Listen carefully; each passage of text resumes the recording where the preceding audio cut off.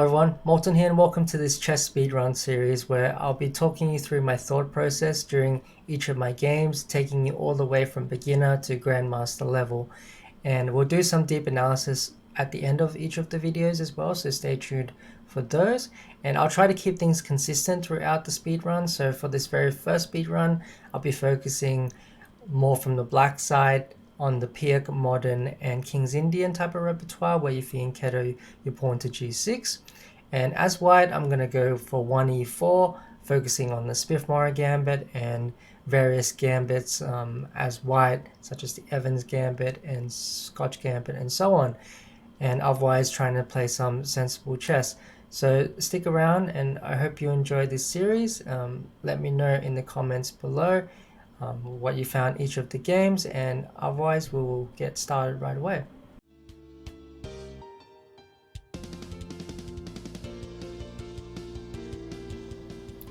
So welcome to the first game of this speed run. So we're going to stick with our 1e4 type of repertoire, and we're going to try and go for some gambits. Smith Morra Gambit against Sicilians, and against e4 let's try and go for some sort of Evans Gambit or Scotch Gambit. So at the sub 1000 level, I'm going to be looking at mainly mistakes when it comes to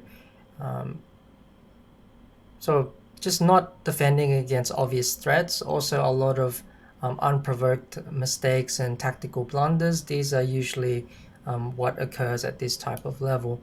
So let's play the move bishop to c4. Now if black plays the move bishop to c5, then we get into our sort of Evans Gambit with b4, and after the move knight f6, let's play the move pawn to d4, which leads into our Scotch Gambit repertoire.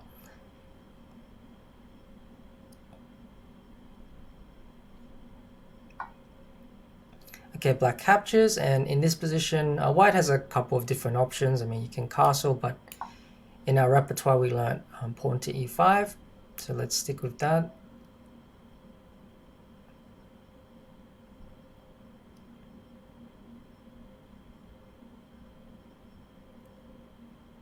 Now, the best move for black is probably to counter with the move pawn to d5, but this is a very tricky move, especially at lower levels. People may not know to play the move pawn to d5 to counterattack our bishop in response to the knight. A lot of people here will simply move the knight either to e4 or to d5. Now, opponent played the move pawn to d5, which is the correct move, and obviously they know what they're doing. So we play the move bishop to b5 here. Now pawn to a6. So yeah, this is what I was referring to. At this sort of level, our opponent has sort of not realized that the knight is being attacked by this pawn on e5, and instead responded to the move bishop to b5, instead attacking our bishop. But here, because they didn't respond to the knight, we can simply take this knight with check. So this is a good intermezzo move, and now we can capture this knight on f6 for free. And now white is just a whole knight up. And in this position, because we're a material up, we can try to convert it by simply trading off some pieces. This is the easiest way to convert a material advantage. So here we go to the move queen takes d4, offering a queen trade, which our opponent has accepted. So opponent shouldn't have taken a queen trade whilst being a whole piece down. So we go knight takes. Okay, again, what is our opponent's threat? Our opponent's threat is they just moved the bishop, attacking our knight on d4. So here we should look to move our knight. So we can capture this pawn on c6. So we're checking for our checks and captures. Any good ones, we can take this pawn. It's perfectly safe to do so, but because we're so much material up, we don't really need to. And I'm just going to move my knight, even though we can capture this pawn. So now I'm counterattacking the bishop, asking black what to do with this bishop. And black should, of course, drop this bishop back.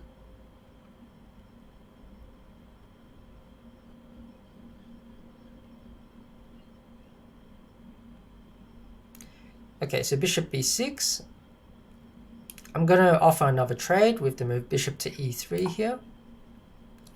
And also, this is a common theme that you'll see later on, that once we trade off these dark squared bishops, this square on c5 will become particularly weak. Okay, we'll develop more pieces here. Knight to c3. We do have this weakness on e3, which we have to keep an eye on, but we are significant material up. And also one thing you should note is that whenever the queens have been traded off, don't worry about castling so much. The king is usually safe in the center of the board. So here we could just put our king on d2 and it should be perfectly safe because there are no queens on the board. Now if the queens were on the board, it would be a totally different story, and especially at beginner level, I highly suggest that you get your king castled either to the king side or to the queen side, and it will reduce any problems that you will run into later on.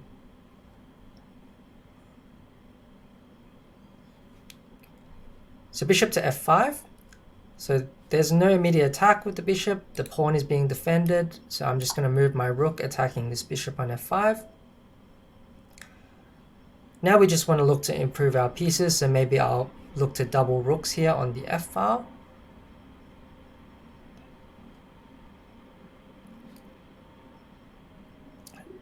So especially in the mid game, you always want to be putting your rooks on the open files and semi-open files.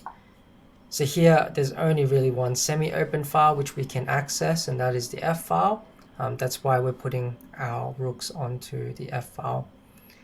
And eventually we will attack this bishop and then maybe look to put pressure on this pawn on F7.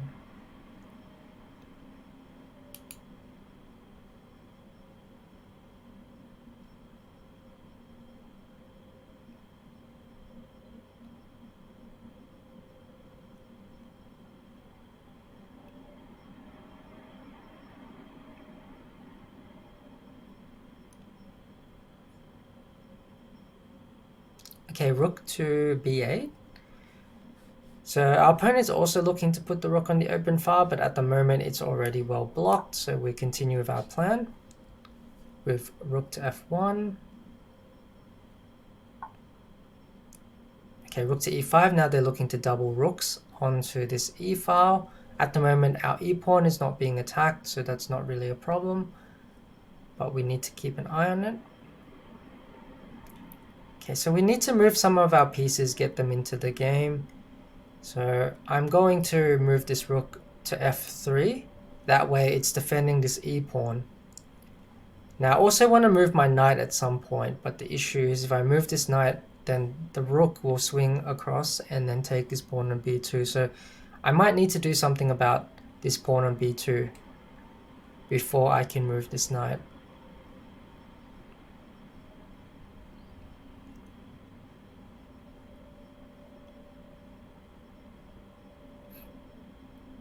I also have some ideas here of attacking some of his weak pawns. Maybe swinging this rook across to a4, and that would put pressure on this pawn over here. I could also move my king back to c1 to defend this pawn. I also can move this c3 knight. This is not being attacked or anything like that, so I'm free to move this piece.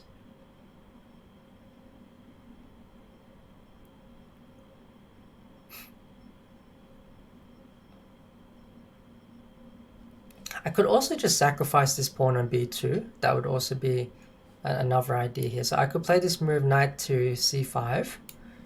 Now I'm offering this pawn on b2, but what happens is if black captures the pawn, then my idea is to go knight to d3. Sometimes when you're significantly up a lot of material, like here I'm up a whole piece, then I can give back a little bit of material. You don't want to give back everything, but you can give back maybe one pawn, just to simplify the position a little bit. And this is something you should always keep in mind. Now if my opponent took that, I was going to maneuver the knight back to d3 and trade off a bunch of pieces. Now in this position, my opponent is threatening to take the pawn, so I'm just going to protect it with the move pawn to b3 first. My opponent didn't go for this because they defended the a6 pawn, because I think this is what they saw as the immediate threat.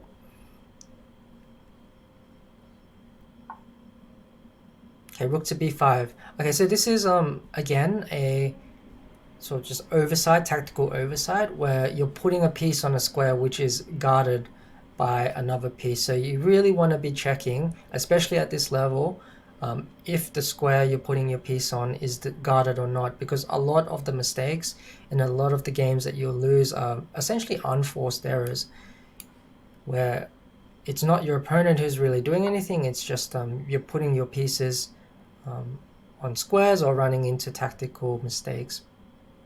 And this is something you really want to avoid. So here I'm going to play the move pawn to g4.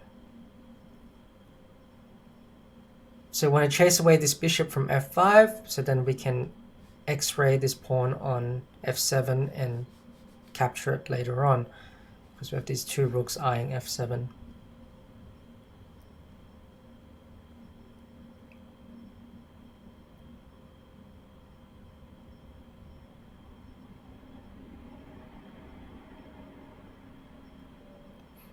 Okay, so I'm happy to trade pieces, as I said, but do I have anything better than knight takes bishop?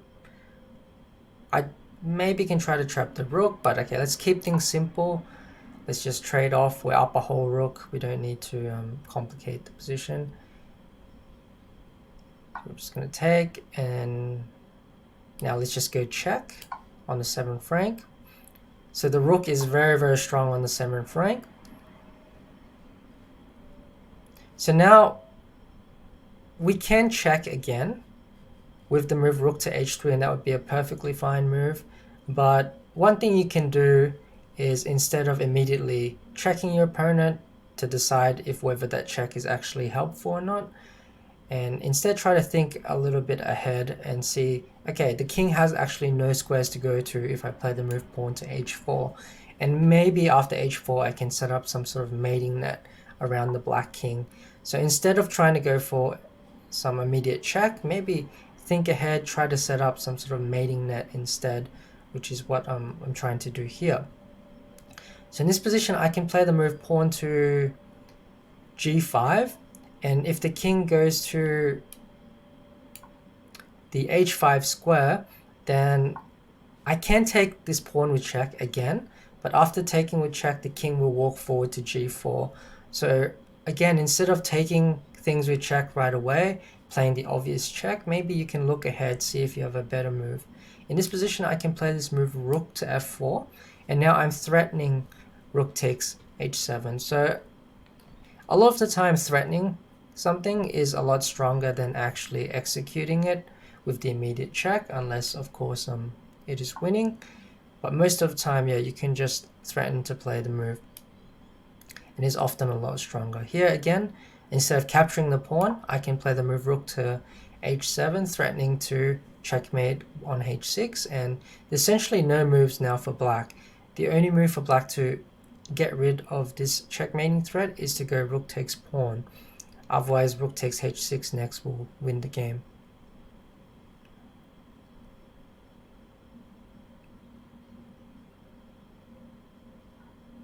Yeah, so rook takes pawn, only move. Now, I guess we take the rook. And now we just need to consolidate our position.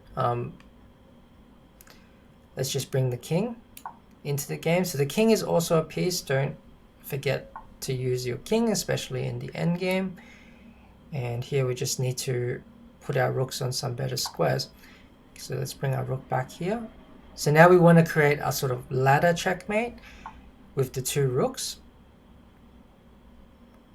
So if we can somehow get the two rooks into the game, let's work out how to do that. Okay, let's play this first. So we want to play this rook to g1, and then we want to bring this rook back and checkmate the king. We'll go check here.